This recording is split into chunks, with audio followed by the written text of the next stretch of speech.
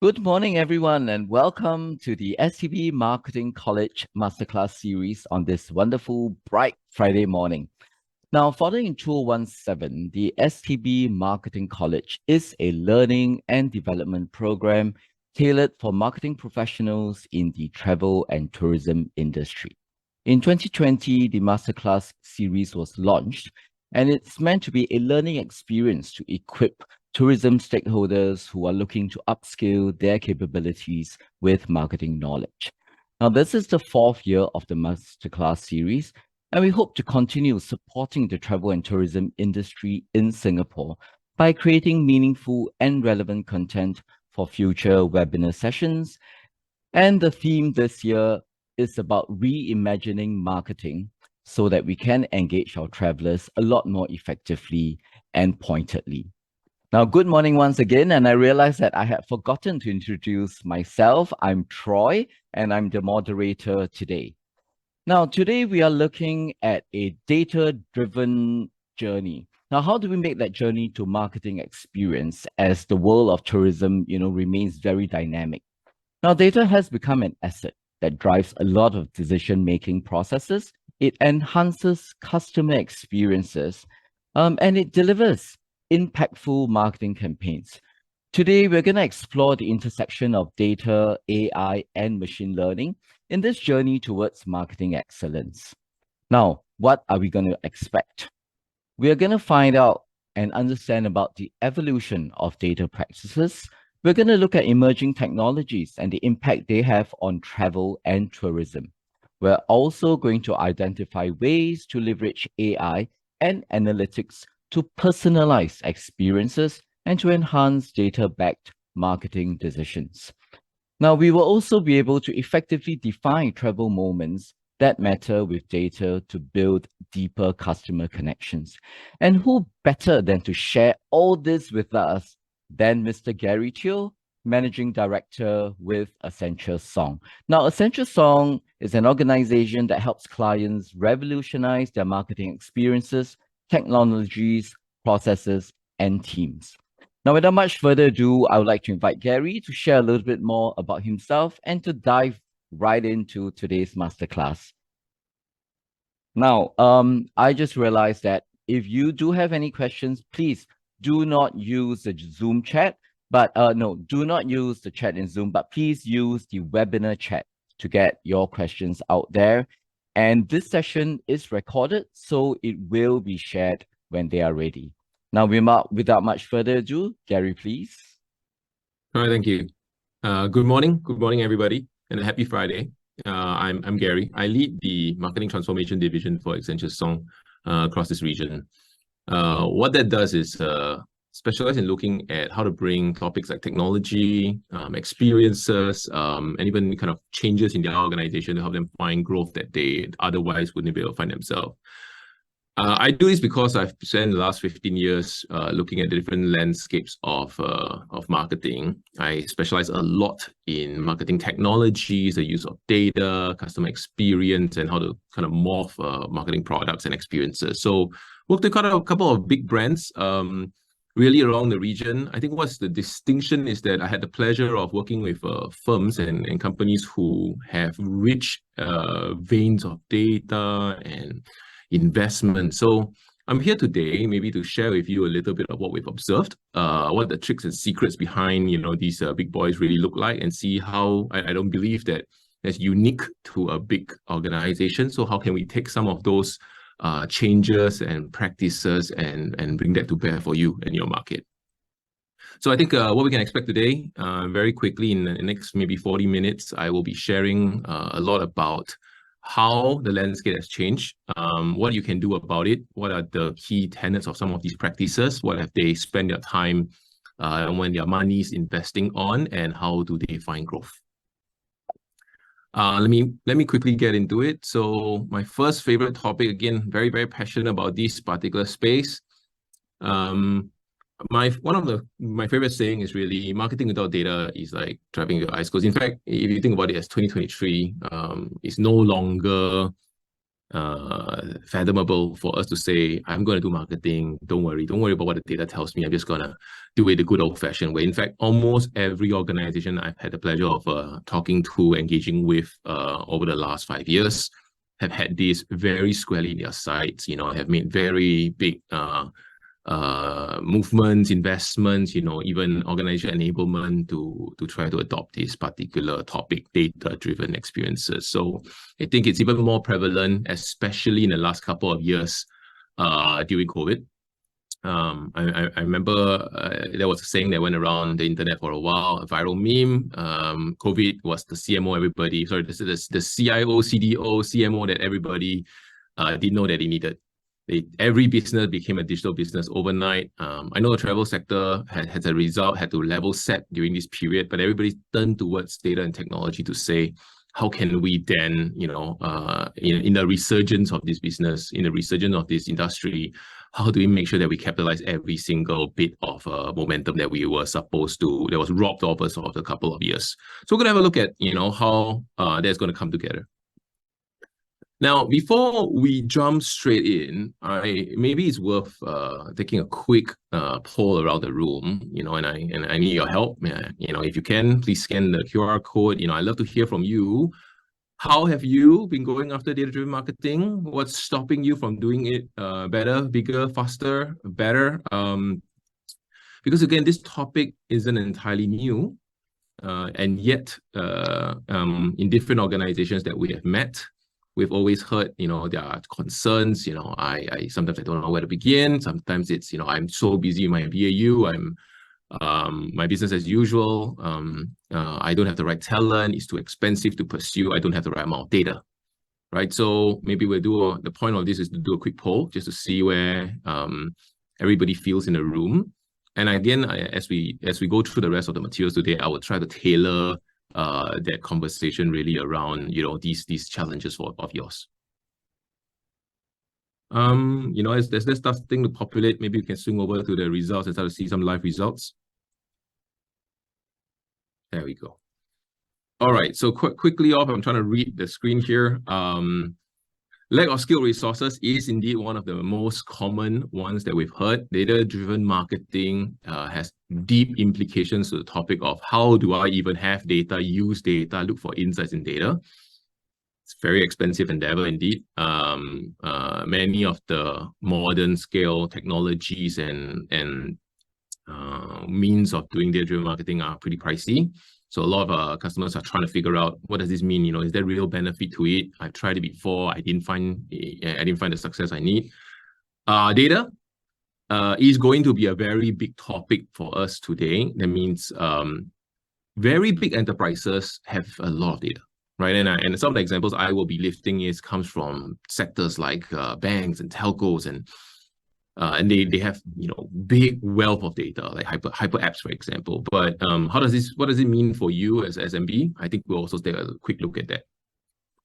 The last two, I think, insufficient focus and time and don't know where to start. Hopefully this session will give you a better sense of how to get going and what does baby steps for those really mean. All right, I will jump right into it. So we're going to go into what is data-driven marketing. I will assume most people have an inkling of it, but don't worry, we will go into the details, quickly. But more importantly, rather than thinking about data-driven marketing as a topic, to me, I think the question I'm trying to answer is also what's the difference between data-driven marketing now and before COVID and 5 years ago, right? Because that topic, these words have been around for 10 years. So what's driving the upset? Where is the customers going? What's the changes in the landscape? What is different now if you had this topic 5 years ago? What really is the change? Simply put, we, in Accenture, like to think about data-driven marketing in terms of, kind of these 4 R's, right? One, how do you recognize, your customers, and their interests and their prospect across different versions of them. When they come online, when they come on app, when they come anonymously, especially more and more so, how do you actually identify them? How do you know who they are? How do you know their history, their relationship with you? What have they bought, viewed, consumed? More and more organizations are looking really around every little, kind of bits and bytes that you have left with them and say, aha, now I have a moment that I know more about you. How do I actually know that about you? Given everything I know about you, how do I recommend the right thing? And then how do I give it in the correct manner, right? How do I personalize that message? Personalization comes at the tail end. You must first know who he is, then you need to know what he's done with you, then you need to know what you want to offer him, then you can personalize. So the difference will come in using all the data and technology to that last bound, which is bringing them something that is of interest to them. I'm sure you all have experienced it with good brands in your life. All right, so let's have a quick look at the landscape quickly. What has changed over the last really 3 to 5 years? Over the last 3 to 5 years, there's been a lot. The market has changed significantly in privacy. So PDPA, GDPR has come out, maybe about 7-8 years ago now. Many markets took time to kind of react. At the same time, Google and iOS, I'm sure you have heard to some degree, is starting to look into your interest. They started to block cookies. There is this topic called the death of a third-party cookie, which means that it's getting harder and harder to track random individuals around the internet. I can't just buy in media platforms, for example, today, audiences that are interested in travel with the same level of accuracy that I had, 5 years ago. More and more times when people launch their Chrome or their Safari, it's now anonymizing every session. So even though it's the same user, companies, without deep investments in technology, have much more difficulty trying to realize that it's actually the same guy moving between devices, moving between different sessions, right? It just feels like it's a lot more general interest rather than same people looking at you. So how has that impacted the industry? A couple of things, right? So the data hoarders have started to really kind of come on their own. People like Grab, for example, hypermarts, hyper apps, they all have a lot more data. So they're starting to offer advertising solutions within their walled garden, what we call it. Google, Facebook, and all the other players have started to have poorer match rates. So all the costs for buying, kind of qualified audiences have started to go up. And just generally being able to find audiences or recognize them have had a big issue. At the same time, really over the last 5 years, there has been a lot more growth around the use of AI, ML, big data. 48% of audiences surveyed, right now do not yet rely on data-driven insights. The number is starting to change very quickly. It was a lot less 8 years ago. But everybody agrees, despite them collecting more information, they are still underutilizing it. I think we saw that similarly in the poll earlier on. So the cost of using this kind of big data technologies is actually starting to drop precipitously. What that means is that it's getting easier and cheaper to find insights and to start to personalize, to use AI to optimize experiences for you, to find clusters, to find lookalikes, to start to match, people. I have a high value audience, who else looks like this, for example. So the data is starting to come in. It's more and more available data every single day. The technologies to analyze is getting cheaper as well. So this has become, kind of the basics, foundation, and fuel for data-driven marketing. And I think maybe the last one for me, there's also been a big surge in emerging technologies. Notably, everybody's been in the buzz around ChatGPT, Gen AI, some of these various topics. They're not the only ones. We'll talk about some examples later on. But I think we're very clear. It's here to change, right? It's here to stay. 40%, the industry expects 40% of working hours will be somewhat supported or augmented by language-based AI. If you are in the field of marketing, these numbers are going to hit you, because instead of you doing it all by yourself, people are starting to think about this kind of AI or generative AI like ChatGPT, DALL-E, Midjourney, really as a co-pilot. I still think of creativity as paramount, but I don't believe that I should be the only one generating all these ideas. I want to be able to see quickly, research topics quickly. I want to be able to generate 100 different creative ideas to stimulate myself. So they're co-pilots.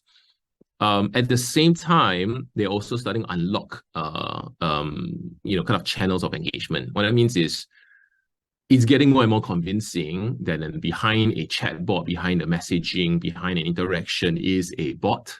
It should suffice in helping you figure out, simplify travel agenda options and research. It will help you simplify, call center support options. It will simplify, edit sales or automate sales, for example. So all these are changing. And again, the biggest players in the room on an average day have investments and attention looking at all these particular spaces and say, how would they disrupt my industry and my use of that for data-driven marketing?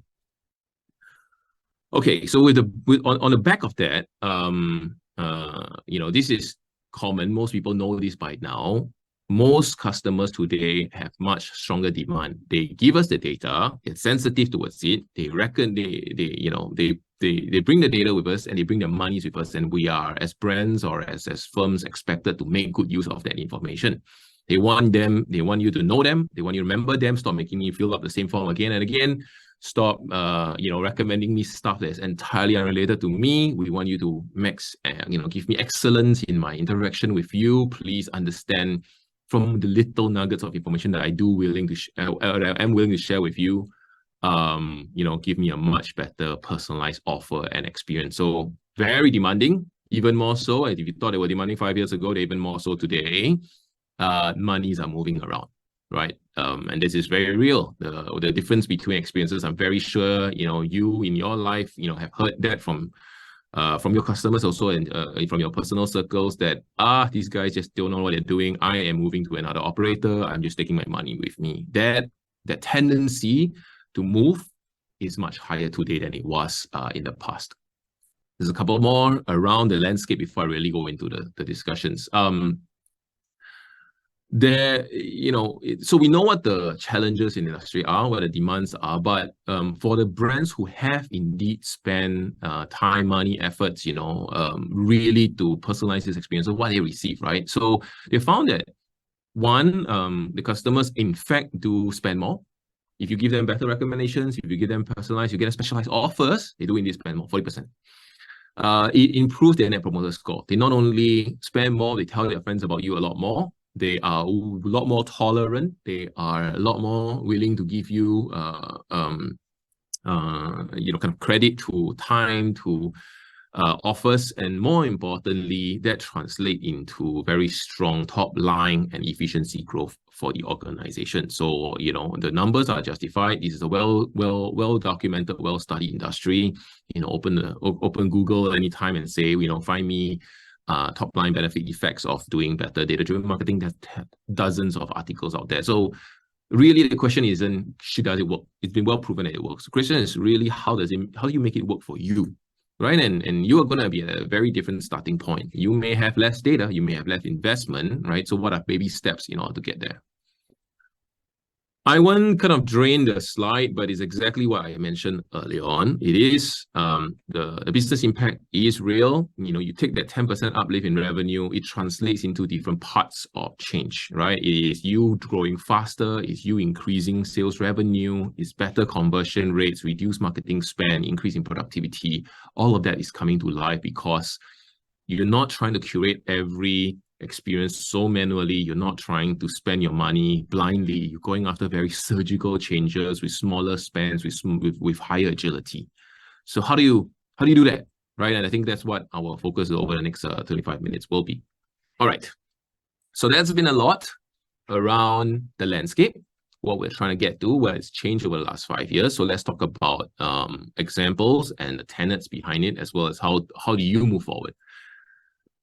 I like to think about data-driven marketing in these 5 parts. This is not a secret. This is not some super proprietary recipe. This is just 5 logical areas that we traditionally will work with clients and analyze each of these. Each of these have its own roadmap, implication, and thinking, right? So, my pleasure today to walk you through how each of them will look like. So let's go through the first one. I'm just going to do a quick summary here, but data collection analysis is very important. Data-driven marketing means data, which means you better, as a group, the business has to figure out what is the data I have, what is the opportunities this data gives me, What's different? And how do I collect more? How do I steer better? That's the data portion. And too many times we've seen people just jump straight to, oh, let me change the experience. They need to start to look at data first before they can move into the rest. The second is technology, because at the end of the day, our goal is to offer better experiences. So the technology is a means to accelerate, automate, and personalize. That's all. So we have to make sure that your investments are balanced against the goals and the use cases you actually have. The third, the most important one, really, that's why in the center, is campaigns and experiences. At the end of the day, business impact doesn't come from investing in data or investing in marketing technologies. If the experience doesn't change, the business doesn't change. The business results doesn't change. So the goal is to take items 1 and 2 to offer better experiences. Always a better experiences, better, more personalized, right time, right channel, right message, right audience.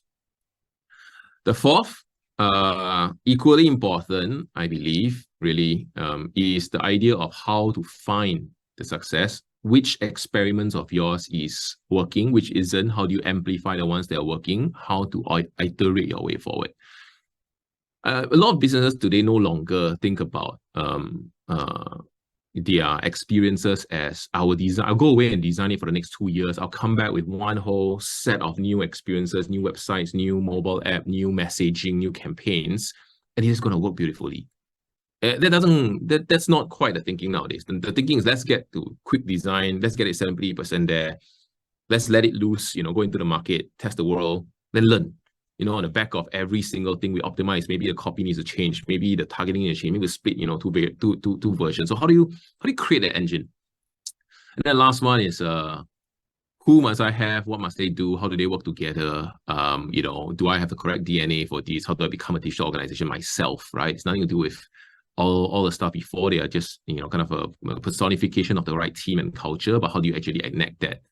And I'll give you an example to that later on as we go into it. But really, it's come down to how you organize yourself to be a digital organization. Okay, so let's get into it. The first one, data collection analysis. The way I think about it is, I built for you kind of a view, right? So it goes from good to great. I use little cute icons like bicycle versus a scooter versus a motorcycle, right? Because you got to get faster, you got to get more automated, you got to get more performant. And instead of you pedaling yourself, let's get to a point where that thing is ready for a race. I've kind of broken it down into kind of 5 parts. So let's have a look at it. In data-driven marketing, for the data collection analysis, really is around how to get more information and use the information, right? So right at the start, you see stuff like, how do I have basic data collection? Understand. As organizations' maturity progress, we start to see them, you have a lot more detailed tracking of these signals. Examples would be, people read my articles, they're starting to read my FAQ, they're starting to look at all my light boxes, they are filling up and telling me their travel itinerary and by dates. They're moving between date ranges, between 5 days or 7 days, which means that their plans are not definite and confirmed yet. They are looking at some of the entertainment options, within my catalog. That means, I know that their agenda hasn't been locked down yet. So they are starting to look at all these little tiny breadcrumbs and say, oh, how does this help me? How am I going to use these signals to try to target and personalize that? By the time you meet maturity, organizations today will then start to unify online, offline data so that from their history, this guy used to be, they book. If all my rooms, they book, in a middle area, they don't book in the entry rooms, they always book something that, has a particular square footage and above. They always ask for a crib. They are executive or business traveler. They come with a family. The family has 2 kids. The details of their past interaction and history with you will start to change the experience, right? And this is really important because it's an expensive endeavor. Not everybody has gone to a point where all these data sets are unified so that you can action upon them. But this is the goal. By middle maturity, this is kind of the landing point that most organizations have. By late maturity, you will have stuff like real-time behavior, from while he's staying with us, or while he was on the site, he was making this particular transaction. I can see it if I'm a retailer, if If I'm a hotel group operator, I can start to see whatever transaction. I can start to personalize his experiences as it's happening. No longer 60 days, 90 days, retrospective view to the past. It's not so simple rules. And by the time you reach late stage, you're investing significantly into using data science to kind of build out models for you. What is this person like? Is he a high spender? Is he a big family? Is he both a business traveler as well as a vacation traveler? Is he landside, for example? Is this somebody who's doing staycations or looking for attractions within the same country? Like all these details, spend levels, predictions of their monies, it's all starting to come in. Right. So what can you do in collecting the data? I think a couple of things. One, this is really important. The first thing that we normally walk into a organization, we will see is that they just generally lack digital media tracking. Everybody has some basic analytics, but that's about it. The difference between a small firm and a big one is that they invest in a lot more details. Every single thing is tracked. FAQs are tracked. Every form is tracked. Every interaction is tracked. So that's really number one. If you don't have that confidence, you really should work with your consultant or your agencies to try to figure that out. There are robust ways of doing so. Definitely review information you can collect for each customer individual, but also in aggregate. So what do I know about the customer? How many more questions can I ask of him to know more about him before I annoy him? It's worthwhile. Sometimes it's about collecting all this information up front. Sometimes it's about setting up a data growth program so that you incrementally over time learn about his travel pattern. How many times you travel in a year? Tell us more. Get a coupon, get an offer. All these are techniques that you can start building into your main experiences to kind of grow your data every little bit and bound that will help you in your business. Definitely, if you have reached middle stage maturity, I would be looking at a data platform to bring customer data together. What kind of data? Normally, it looks like this, right? Customer basic profile, so you know them, their demographic, the information, their age group, basic identifiers. Then start to reconcile what did they do online with you when they came to my website recently, what did they see, which buttons did they click, which pages did they see most, how many sessions have they, when did they last log in, when did they, did they land because they saw a particular ad campaign? What was that particular message? Which image, which location did they look at? And, or which facility are they interested in? Which one they spend the most amount of time? All these are the digital behavior. These two veins are the richest, right? The third one is the digital media spend. So all the advertisements you've been buying, you'll be probably testing on different propositions. So knowing which customer of yours landed from which proposition is super key. A lot of times we see people just throw out different proposition. As long as they acquire them, they don't care. They don't care why you came anymore. Aha, my business, and then that's good enough. It's not good enough. You have to use every single nugget within the first three buckets to try to find something to talk to them about, right? So the first three have a tendency where businesses are spending the most amount of time analyzing. The remainder, I kind of won't go into it. I would say that the big boys today do spend money reconciling all the rest, e-commerce, voice of customers, as well as loyalty platform, service issues. So if somebody's calling and saying, I'm very annoyed, marketing would know how to relax, will not pursue that as aggressively. The second, I'm going to go a bit faster, maybe more succinct. But the second is around the marketing technology tool. I think this is one that's pretty daunting. Not everybody in the audience is going to be an expert in marketing technologies. It's a whole new space on its own. So let's have a look. Right at onset, most people will have digital analytics and marketing automation. By mid-maturity, you would have done a couple of things. You would have linked those analytics with your advertising platform. Martech tool will start to be chained. By mid-maturity, you have started to adopt a personalization and A/B testing tool. You may be creating your own segments at this stage and say, oh, people who recently saw a particular product or proposition or location, when I retarget them on media, I will retarget them specific to that proposition. When I pursue them on email messaging, because I know who they are, I will talk to them specifically about this or offer around that. So by this time, you would have been able to personalize a bit of your experiences, still a bit more manual. By late stage maturity, it will come in two forms. One, a lot of that segmentation will be done by something like a customer data platform. The most advanced organizations today use something like a next best offer and Gen AI tools to generate the experiences, but more importantly, to triage the experiences, right? So they think about it and go, this guy may be somebody that qualifies for 4 different things that I can sell him. He has bought from me enough stuff. I may want to sell him, an offer here, an upsell there, a renewal somewhere else. And because he has multiple products and multiple things I can sell him, I have to figure out which is the best one, highest yield for me, right? So how do they work together? Maybe I'll just give you a sense, right? Most of the time at the start, they have the customer data working directly with your email system, and the app. This is the most basic function. Then the one that we tend to see being underinvested is in having very strong analytics. This is, again, the lifeblood of your entire data-driven marketing, because it's the data, right? And then over time, the analytics will work very closely with personalization based on what he saw, based on who he is. I will start to give this person new experiences tailored to what they previously saw. How do I follow up with messages with him, for example? And then how do I measure that these changes, these personalizations are actually working?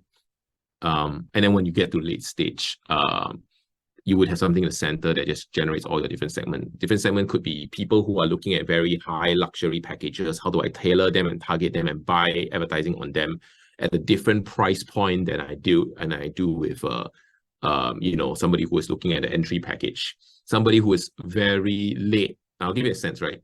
One of the firms that we worked with had a tendency to say, okay, anybody looking at my property to the point anybody checking out, we know, tracking individuals, that is about 8.5 days time.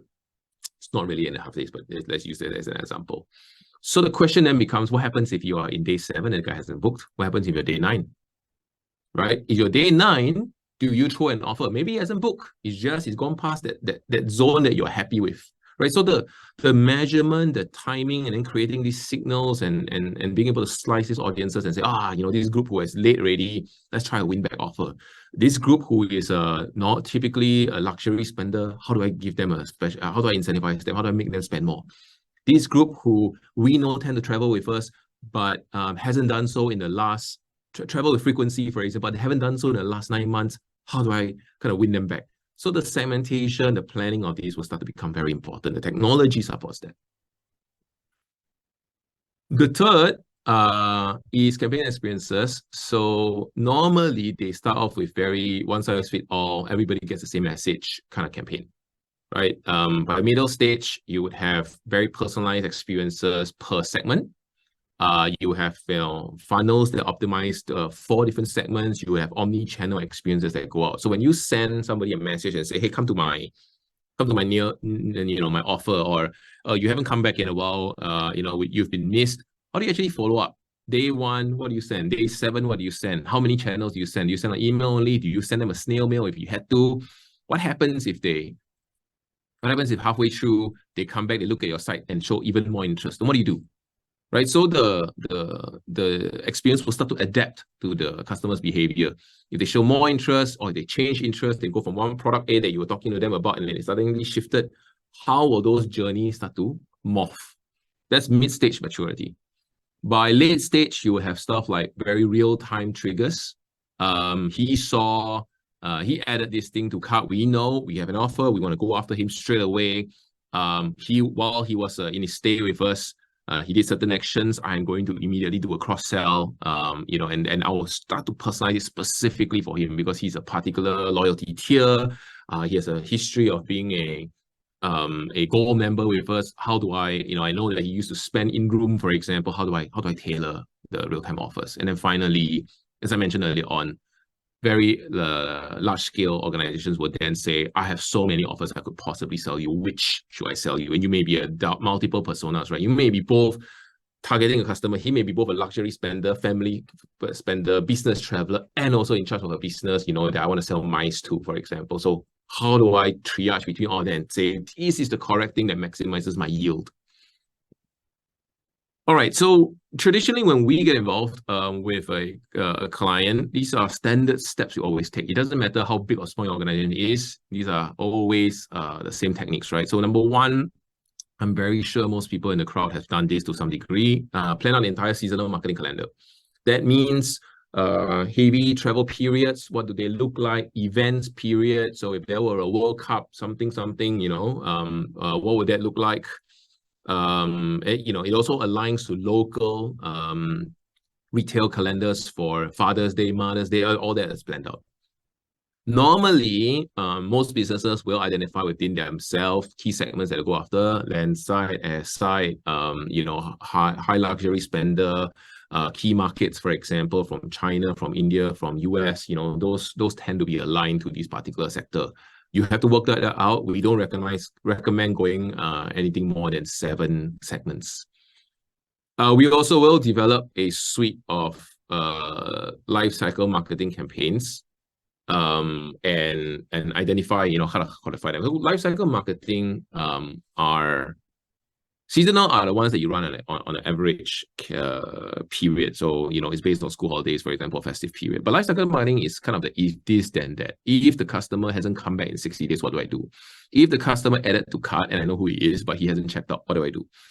If the customer signed up for a loyalty account, but never then went on to transact, what do I do? So in a given full calendar, there will be about 40%, a healthy number is about 40% of your marketing activities will normally be targeted against this life cycle if you have a particular customer base, right? And this is where we find the most amount of growth, right? And it's really important, right? Because once you have that, you can then start building out a lot more automation. People start to realize, oh, you do know me. You do know that I haven't come back in a while. You're giving me a very special offer, just to target me based on what I like. And then most importantly, you have to look at analytics data and see if there's any audience who are encumbered or underserved. So think about, again, go back to your key segments, try to trace through your experience relative to them.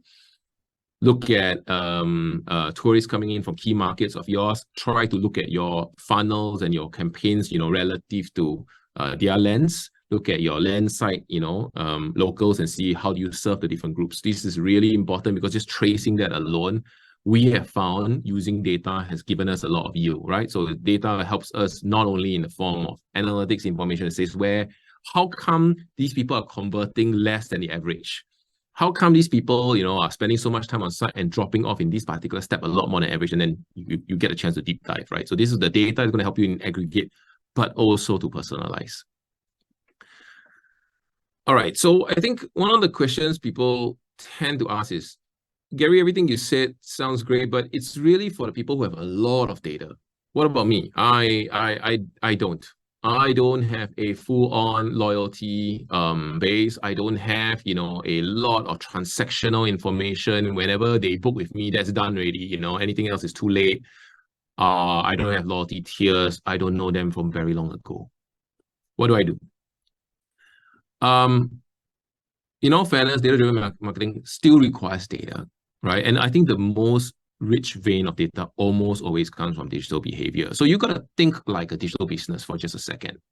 Digital businesses don't necessarily have all the things you talked about either.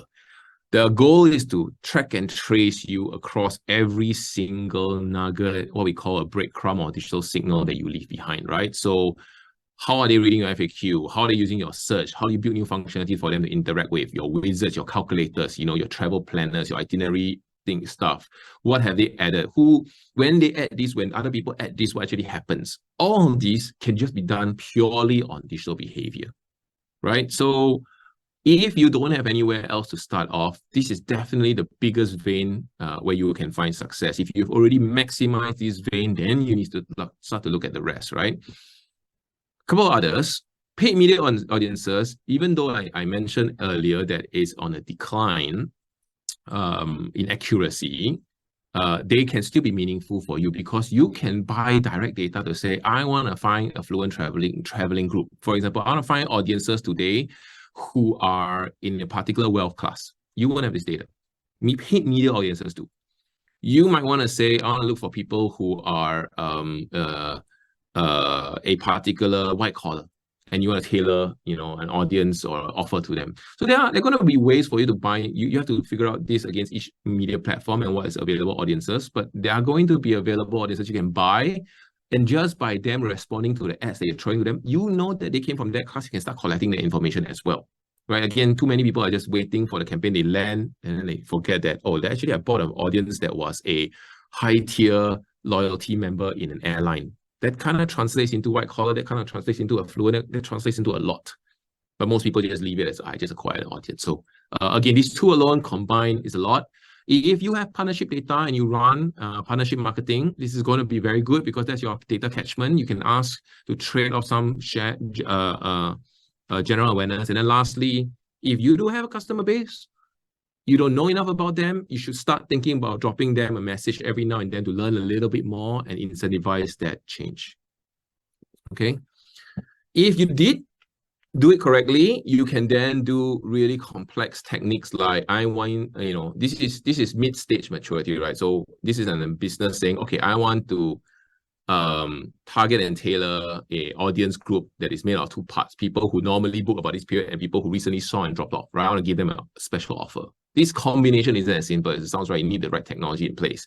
And when this happens, you start to say, okay, let me do and tailor and personalize to the last few room or the last room. All right, I'll give them a particular offer citing that particular type class of room. I will skip anybody who have open issues, so I need their service information. I want to send them a EDM, then wait a couple of days. If they checked out, great. I will stop spending more money trying to buy ads or whatever. Otherwise, I will send them a one-click time-limited offer. Within 2 days, they must act so that we can capture that sale.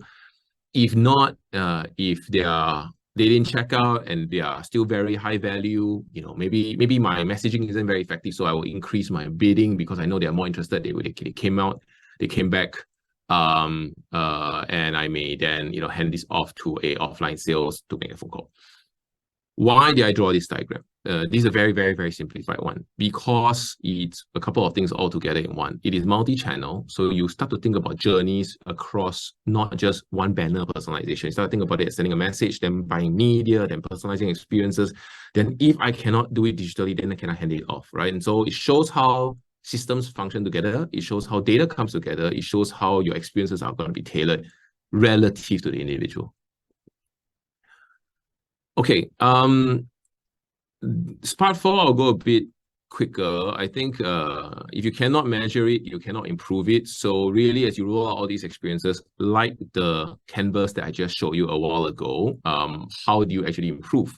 So most businesses go from, I have just digital analytics reporting to I start to do a bit of A/B testing. Then they start to formalize and familiarize themselves to become, okay, I have a theory. Every time I read the analytics, I have a theory. I think that maybe the conversion funnel for the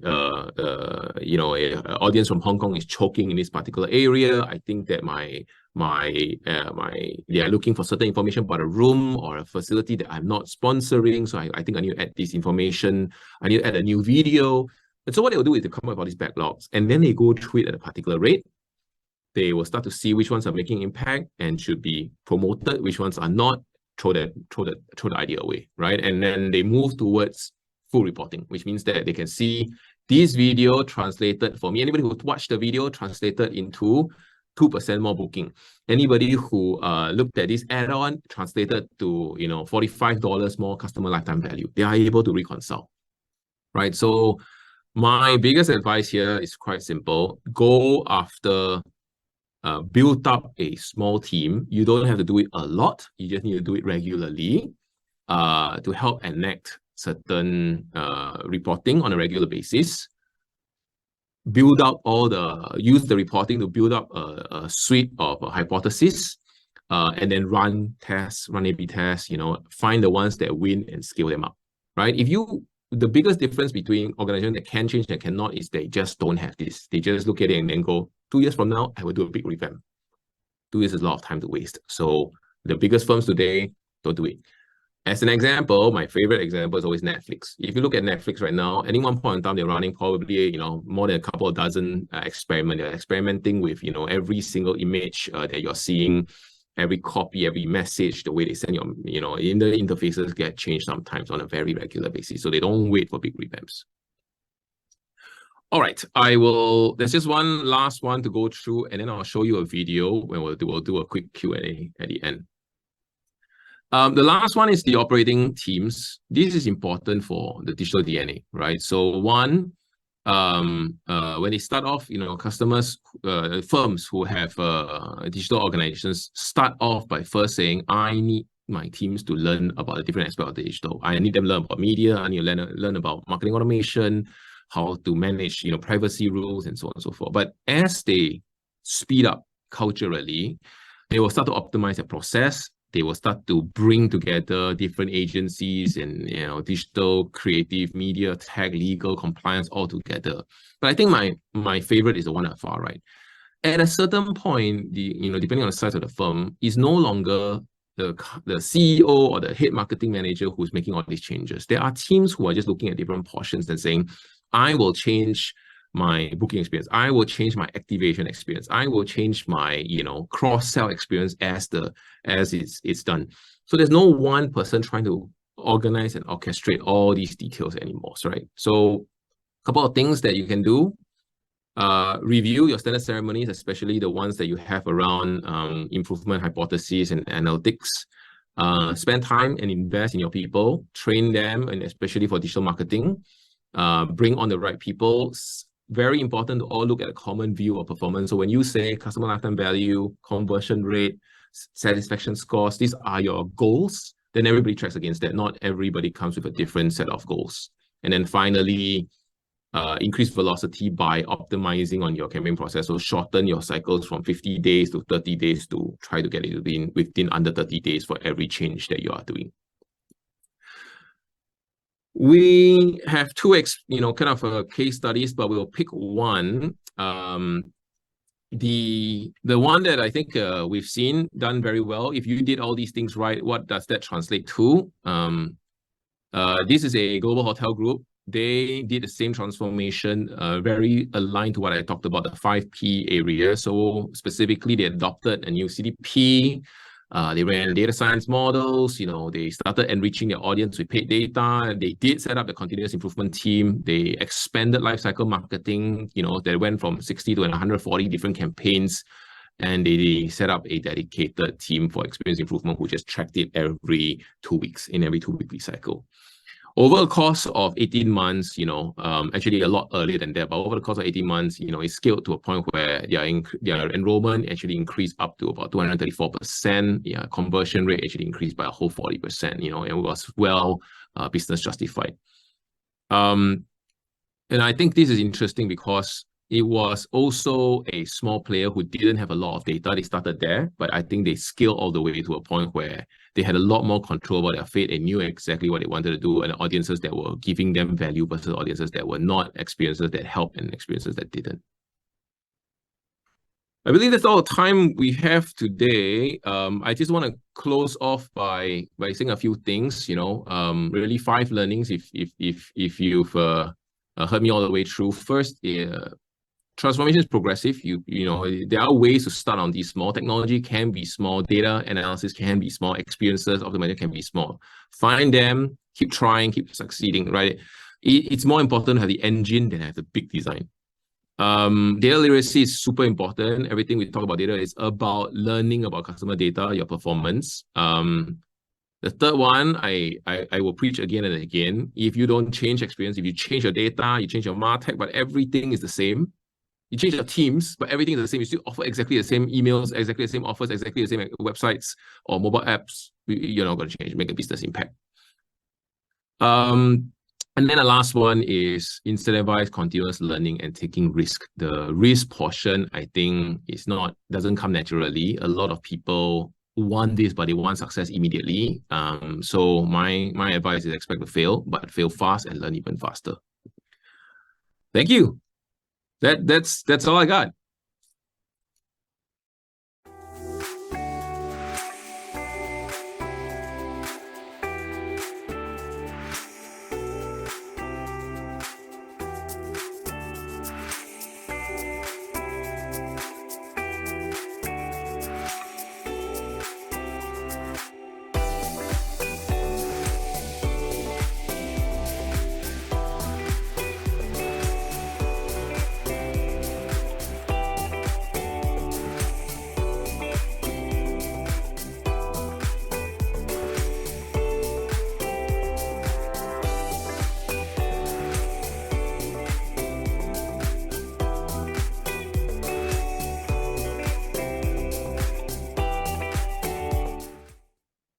Welcome back, everyone. And that was really an insightful session, Gary. Now, once again, if you have questions for Gary, please key them in through the webinar Q&A function. Now, there's quite a number of questions that have come in. So perhaps we can start off with, Gary, costs have often been touted as a key barrier when it comes to trying to go digital and trying to set up systems to be able to capture your data and all that. What are your thoughts and advice? How can someone start off on this journey, and what is an effective or sensible, investment in this area? I think a couple of things, right? So cost is one of the biggest cited challenges, but it's more costly to fail and lag behind. Right. So I see different techniques being used by organizations. Some of them say, look, I have to do a bit better CapEx explanation and try to figure out a bit better business case for it. Some of the more larger organizations I've worked with, they try to rationalize it using contra. They say, oh, if I invest in this, I will see incremental, $25 million. I want to take a percentage point on each of the $25 million so that I can now justify my investment. But I would say, look, it really depends on where in the journey you are. I agree with most of people that the upstart cost of pursuing data-driven marketing isn't as small as it sounds. But it's about getting to a sweet spot where you invest a little bit, find some success, then invest a little bit more, find a bit more success. But keep finding, right? Because if you say, I didn't find, then it goes away, I think maybe we're missing the point of the conversation, which is this thing works for everybody at large across the industry, right? So you gotta keep going until you find it. If you don't find it, get better expertise along the way. Okay, so it's never too early to start something, and you should kick off as soon as you can. Now, you shared some case studies along the way, and they all kind of featured large corporations. How do you test and optimize segments with smaller budgets, like, for an SME or something? Good question. I think as I went through the materials, I had a lot more emphasis around what the baby steps you could take if you were a smaller SME. So, right. So what if you had less data? What if you only wanted to approach your marketing technology investment very incrementally? Right. I think we talked about some of those baby steps you could do. Democratize your team, send them for training, make sure that you start to go and clean up your digital analytics tagging, start to work closely with some partners, start to buy a bit better media, but don't forget to take a bit more effort in it. I like to think of it as Sherlock Holmes. If Sherlock Holmes can make deductions and about people with very little information just by seeing them for the first time. So you got to get to a point where if you don't have all the machines and mass spectrometers in your lab, and you only had Sherlock Holmes, and the guy is really smart and looks at every little bit of data, didn't lose anything, what would that look like? That should be what an SMB should aspire for. Find every breadcrumb you can have and then try to make sense of it. Good advice. Good advice. Hey, I think you shared some steps, processes. You shared with us the diagram on how we can, go about this whole process. But how about tools? Are there tools or any kind of, solution that you can buy off shelf that, can help us in the business get started, with personalization? Yeah, so there are quite a number of good tools. There are more and more marketing technology tools that are coming in suites today. They are trying to bring to you for a small to medium business everything you need, rather than trying to buy the best in breed technology and then chain it up the way I explained to you just now in that diagram, right? So if you look at kind of your classics, platforms like Braze, like CleverTap, I can't remember, Campaign Monitor, I can't remember, quite a number of brands that you can see that they are literally they started off with marketing automation. They started giving you the ability to manage your audiences. They started giving you a bit of analytics capabilities. So look out for those tools. They are normally very SMB friendly. I cannot remember all the names offhand, but I've seen and tracked that they have certainly gone down trying to become a mini marketing cloud on their own. I would say analytics at this stage, very important. The free options are very good. Google itself does an amazing job. If you are on Google, you are moving towards GAV4, please continue using that. That will be your lifeblood. Okay, thanks so much. Hey, so one of the participants have wondered, so when sensitive information is collected, right, the common challenge is that only one data dump is allowed because of privacy. And they're wondering if you have any advice on how one can manage this. I'm not sure about the one data dump policy. A lot of the concerns that we've heard around data privacy is around what have they given you directly, what have been approved for use for marketing, and where can you store and share them with, right? So, for example, if you collect information about customers, information about their age of their children, can I actually share this information with a partner? Will I be able to use it? Is it wise for me to use it in marketing? So two things that we normally ask clients to pay attention to. One, please make sure you work with a lawyer to review your kind of conditions to support a bit more aggressive marketing. That doesn't mean you should be going out and sharing your data, but you should be able to use that data yourself because they gave you the information. Second, pay close attention to where you're storing this information. So a lot of systems, marketing tools, for example, they're quite specific to say, don't upload identifiable information. Just upload, the information you want to do for personalization. Whoever comes into my system, I shouldn't be able to target. So it depends which country you are storing your data in. And it also depends on your usage. But pay attention to these two, how to use it yourself and where you're storing it. Great, good advice. Hey, just on the same subject of data and how you can use it and all that, tourists' behavior change and the aspirations will shift and they would move. And so how can digital tools help detect these future demands and preferences? How can the data you have now help you detect the future of what they might do? Is it possible? That is the goal of data science. That's indeed the goal of data science, right? So most organizations today who have a bit richer information, they will have an enterprise data platform and a team of data scientists who are trying to use, kind of past history as predictors. I see this in two forms. Past history to predict, for example, use airlines as an example, right? So he has a tendency of buying business class. He should predict his business class. Over the course of the last couple of years, he has a tendency of traveling this number of flights across region as well as international. We can use that as a predictor for the next couple of years as he moves up the chain, right? And I can start to tweak the lifetime value. I know more about him. I can predict what to offer him, correct? I've seen also his track record of how, he's increasingly spending more. So I can therefore predict that, this person is moving up. So there's a lot of that. We call those look back models, right? So models that look very much backwards and to give you a sense of what you're looking for. There are also look forward ones, which means that, for example, if I know that you like to travel to Japan, right? And from your history, you like to travel to Japan. But today, you research Korea. Nothing I've learned about you in the past is going to help this conversation.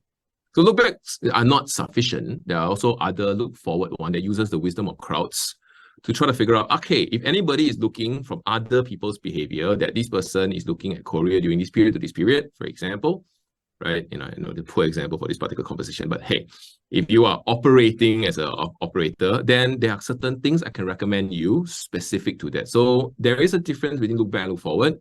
The good data scientists will normally strive to design for both, so you should take particular care to try to figure out whether historical data is going to be a very strong predictor really of this current experience and context.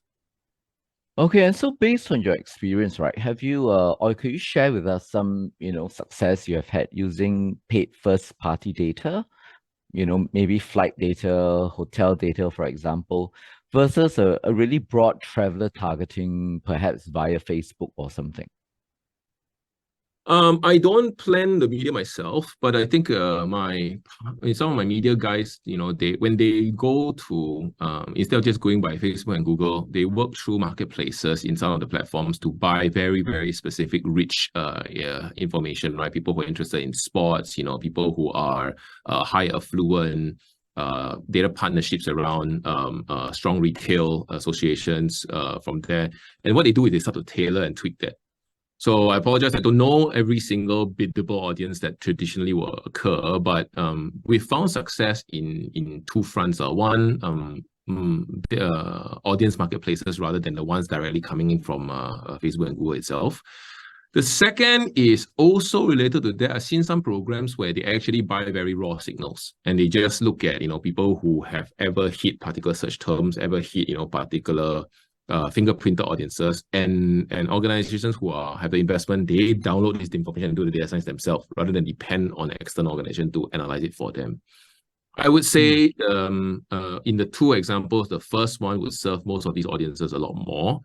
But in some of the cases where we work with clients who actually have a lot of data already, they say, I don't need more. I already know what I can buy. I don't need more. What else have you got? Where is the third party or second party data partnerships that can really help me enrich my customer understanding? Yeah.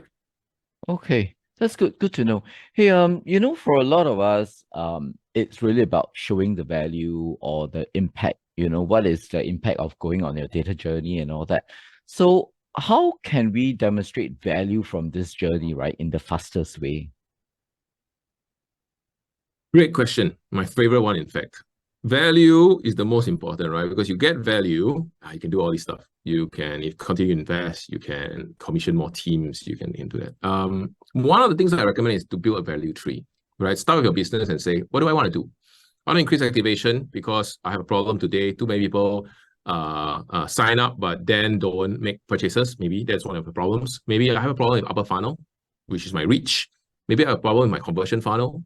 Maybe I have a problem with no second time. So people who buy one time and then they just, I spend so much money hunting for one customers, but then they never come back. So describe your problems by what you're trying to do first. Then there is a corresponding KPI for each of these. Maybe the KPI is conversion rate. Maybe the conversion KPI is number of landings. Maybe the KPI is activation rate. Maybe the KPI is second purchase rate, whatever. Make up the KPIs that you're trying to measure against, right? And then when you design these experiences, target your efforts against solving that problem. Don't go all over the place, try to construct this perfect journey. It will come. If you do it enough times, it will assemble towards one. I know a lot of firms who try to specialize in design thinking / experience will want to go after that. But I've learned that firms do not have the patience. They want to see results quickly. So my advice is turn it the other way around. Pursue these changes, come up with offers, target audiences relative to these things you want to change, and you should find success much faster than the other way around. That's really great advice. I mean, at the end of the day, it's really about creating the value as soon as possible, especially as, businesses start to pick up now. Now, we have only time for one last question, and I would like to find out your thoughts about AI. I mean, everyone is talking about it. You spoke about it. Is this really the future for all businesses? I think there are individuals in the audience that are wondering that, hey, what if I don't embrace AI? What if I don't embrace machine learning? Am I just, game over for me? I think AI is A, and A stands for artificial, right? So before computers did it, humans were doing it. So before artificial intelligence helped us create creative, somebody else was doing it. Before computer intelligence helped us figure out regression models for propensity scoring, human beings were trying to write their own formulas, right? So I don't see AI as the thing to adopt per se. AI has made it cheaper, faster to automate, right? Because if you couldn't afford the human being to do it, then then there was a problem that maybe an AI can solve for you. So, couple of answers here. One, AI is definitely here to stay. You should think about it as, how do I simplify my task? How do I, instead of hiring a person to do it, I can get, throw into a simple, approachable AI, must serve you. You shouldn't try to learn that topic, but it must serve you to do what you want to do better, faster, right? And more automated, right? So look through your whole process. Normally, in a world of marketing, it's going to hit you in 2 to 3 fronts. One, it's going to hit you in data analysis, right? So instead of trying to hire a full-time data analyst, is there somewhere where you can put your data together and ask the AI questions, hey, give me correlation between value versus age, value versus X versus value Y, right? Instead of somebody writing it all, comes together by yourself. So use AI to investigate data by yourself. Number 2, use AI as a co-pilot for creative experiences. Copywriting, image generation, journey detection, AIs are supporting stuff like, which channel to send based on their preferences, what time to send them, where this guy most likely reads his email in the morning, after he's sending in these hours, we have a better open rate. So AI helps you in that. The last one and the newest one on the table really is AI helps simplify complex propositions into simple, human understandable ones. So what they're very good is, here's a very long itinerary, here's a lot of sales option. AI helps you figure out, smallest version, say this one first, this one's higher propensity, this one must be said that particular way. So instead of depending on perfect pitches, perfect write-ups, perfect sales agents, sometimes AI is supporting some of these things. Okay, hey, thank you very much, Gary. That really is all the time we have for today. Thank you for your insights. Thank you for all your responses. And I believe that we're all pretty well equipped now to start our data journey. And if not, we know where to find you. My pleasure, Troy. Once again, thank you everyone for spending your time here this morning with us. I'd like to invite you to share your feedback for this session, and please scan the QR code on the screen to provide us your feedback.